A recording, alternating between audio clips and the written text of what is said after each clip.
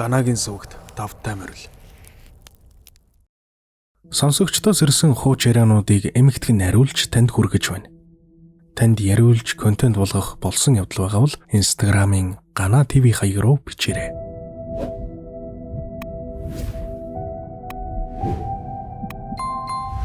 Сайн байна уу? Би өмнө нь танаас өвг рүү өөрт тохиолдсон явдлуудаа явуулж байсан. 167, 168 дугаар цувралууд дээр миний түүх гарсан байлээ. Би өмнө хэлж байсан да. Нэг аймгийн цагдаагийн газарт ажилладаг гэж.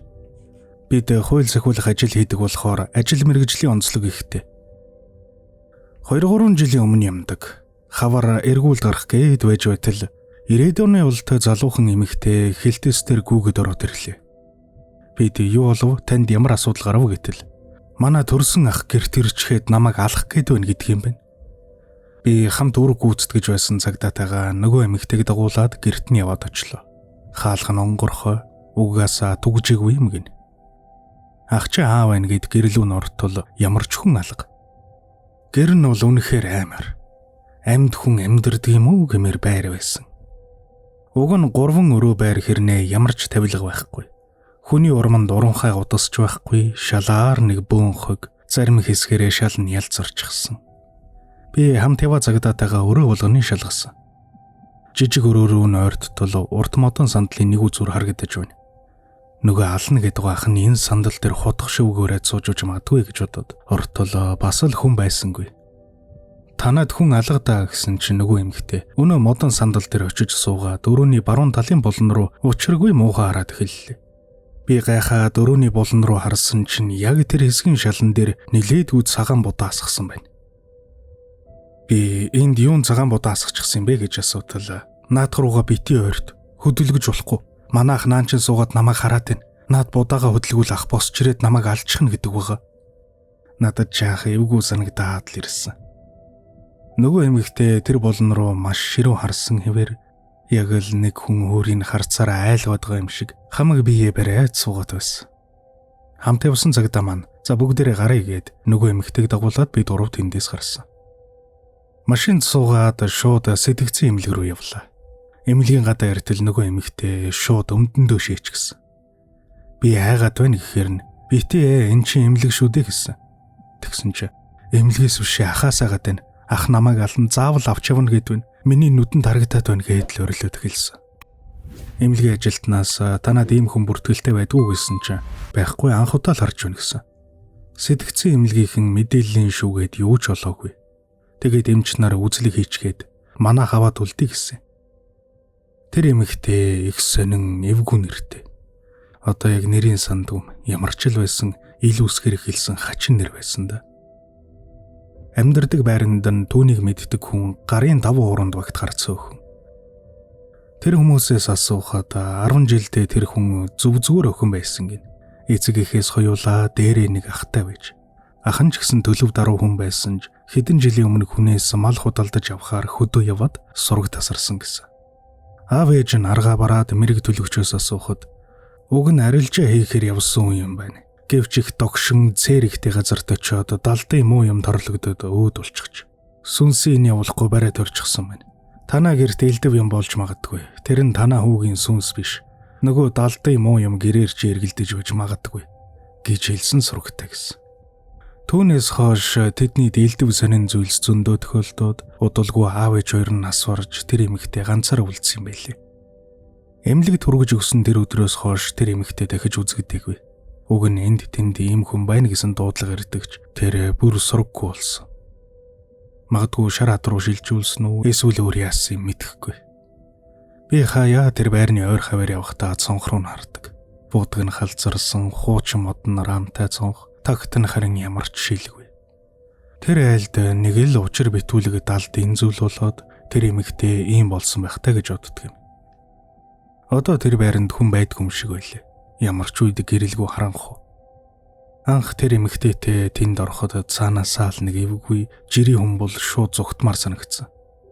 Гэвч би цагдаа болохоор яалтчгүй орж шалгасан л та. Шалан шахарч дуграад цонх орон сэлгсийгээд л.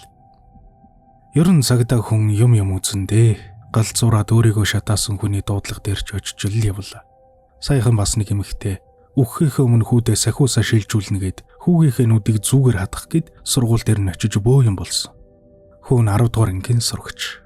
Нөхрийг нь дуудаад бас л сэтгцэн эмнэлэгт өгсөн дөө. Иймэрхүү хүмүүс дайрлага, гүйдэл дөртөөд тийм болдсон байх таа л гэж боддог. Би их сургуульд сурч байхдаа дадлагаар задлан шинжилгээнд орж байлаа. Моргийн дүр төрхийг яриад дэмий баг. Биднийг удирдах байсан багш маань задлангийн дараа хар дараад юм мэдрэгдээд бахар нь үзүүлсэн чинь тэнд байсан өгсөн үний сүнс дагсан байсан гэж ярьж байсан юм. За ингээд дуусгая та. Илүү олон сонирхолтой хууч яриа болон бусад контентуудыг үзхийг хүсвэл Ганагийн сүвийг subscribe хийж хажууд нь байгаа хонхыг дарж идэвхжүүлснээр бичлэг орох бүрд танд цаг алдалгүй notification-ээр мэдэгдэл очих болон баярлалаа.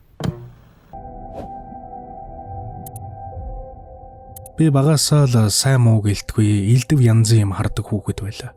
Манайха баруун бүсийн аймгийн уугуул одоо ч суманда амьдардаг.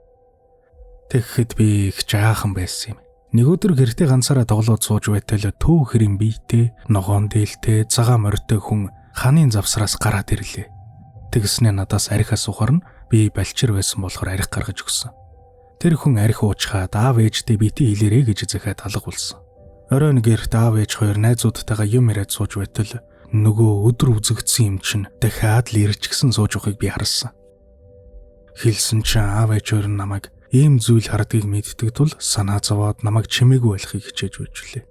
Манайд байсан хүмүүс жайгаад явж чадахгүй байсаар сүүлд аав тэднийг хүргэж өгсөн юм. Дараа нь үздэг хардаг хүнд үзүүлэхэд их хувьтай хүн байна гэж хэлсэн гэдэг. Тэр үед машин ховор байсан тул намайг морин дээр дүүрээд явж байхад би манга гэд нэг зүйл рүү заагаад орилж байж. Аав миний заасан зүг рүү хартал нэг уд салхины эсрэг зүгт хийсч байсан гэдэг. Үүний дараа манай нутгийнхны аялгаар Милми хаана гэж ярьдаг засал хийлгэхээр эмээ маань намайг тийм хүн дээр аваачиж үлээ. Милми хаана гэдэг нь далдын юм харж үзхийг зогсоодог зан үйлийг хэлдэг юм байлээ. Гэхдээ би Милми хаалгаад 3 жил болоод л дахиад юм харж эхэлсэн. Нэг өдөр туглаа тууж яваад харган дээр нэг цагаан юм дүүжилч гсэн байхыг харсан. Сонирхоод очиод зөвхтөл мамцуутай нялх хүүхэд. Нүд байхгүй, ухчихсан юм шиг мөртлөө яг л над руу ширтээд байсныг би маш тод санддаг. Хөдөлж чадахгүй хэсэг зогссоноо шууд л гүйчихсэн. Тэр шөндөө халуурч тэмэрээд нөгөө хүүхдийг зүүдлээд хар дарж хонсондоо юм үздэг нутгийн мэд үзүүлэхэд дахиад Милми нээгдэж эхэлж байна гэд Милмиг маань дахиад хаалгасан дөө. Гэхдээ үгээр дуусаагүй. Дунд ангид байхад орой 21 цагийн үед давталгаа тараад харж явахдаа би цэцэрлэгийн багштайгаа тааралцсан. Замдаа багштайгаа юм ярьж явсан. Багш харин юм дуурайгүй л дээ. Тэгээд нэг мэдхнээ багш яваад өгч. Би багшийг гэрлүүг орсон байлгүй дээ гэж бодоод л гэртээ харсан. Гэтэл маргааш нь хамаатны эгчтэй багштай тааралцсан гэд ярьсан чинь тэр багш чинь 7 хоногийн өмнө нас орчихсан шүү дээ гэсэн. Ёстой дотор пал хийгээд л явчихдаг юм байл. Сургууль дээр ч гэсэн сонин зүйл суулдаг байсан. Шатны хананд байдаг нэг хүний зураг намайг гүйлгэж иртээд байгаа юм шиг санагдана. Өглөө эрт очиход ангийн хаалга өөрөө нээгдэж хаагдана. Тог тасрааг байхад гэрэл унтарна гэдэг л. Сургуулийн өргөдөөлийн өрөөнд өглөө эртээ очиод сууж байл. Тэгэхэд би ханаад урцсан байсан болохоор нуруунд дээр хүн дараад өгөөсэй гэж бодсон. Тэгсэн чи үнэхээр л хүн дараад өгсөн. Тэгэхэд цочоод эргээд харсан чинь хинч байгаагүй. Нэг шөнө намайг нохоо хөөж байна гэж зүүдлээд өглөө нь босоод гэрээс гартал яг нөгөө нохотойгоо харалддаг юм да. Сургууль руу явхад дагаад л байсан.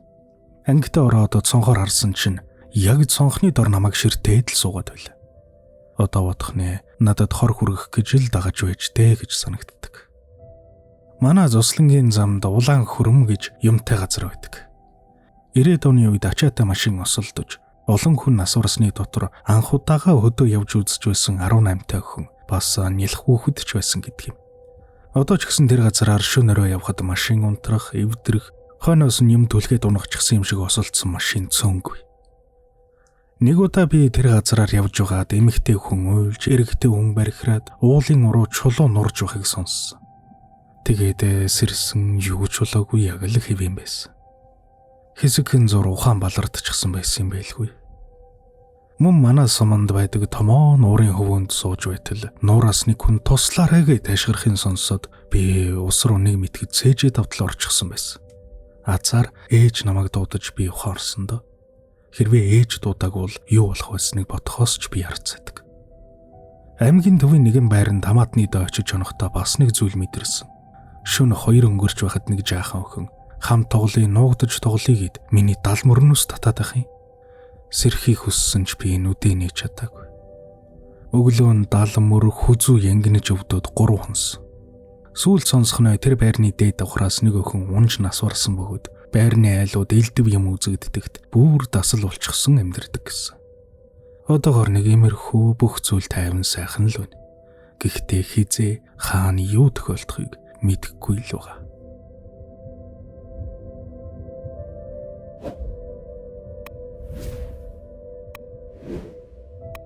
Хэрвээ та өөрт тохиолдсон явдлаа яриулахыг хүсвэл Instagram-ын Гана ТV хаяг руу крилээр алдаагүй бичээд явуулаарай.